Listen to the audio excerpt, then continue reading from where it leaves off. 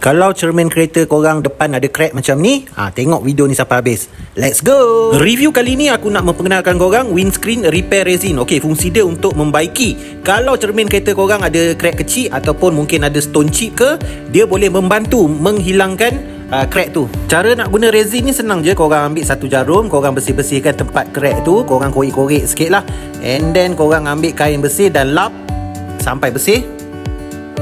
Lepas tu korang ambil resin dan titiskan tempat permukaan yang korang nak baiki tu lah, tempat crack tu lah maksud aku. Korang just titiskan, bagi dia sama rata. Korang ambil lapisan kertas tinted ni, korang just lekapkan saja pada cermin kereta. Fungsi kertas tinted ni untuk memastikan resin tu dia sama rata lah bila dalam proses pengeringan tu kan. So dia tak akan meleleh ke bawah lah.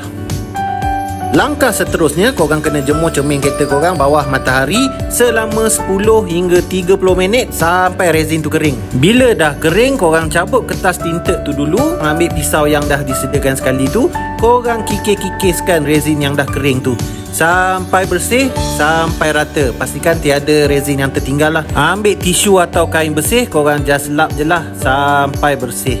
Okey, dah siap. Walaupun ada kesan sikit-sikit, tak apa. Janji crack tu dia tak akan merebak lah, sebab resin tu dah matikan crack tu. Produk yang berguna ni kalau korang nak beli, harga dia tak sampai pun RM10. Kalau korang nak beli, tekan beg kuning di bawah. Terima kasih.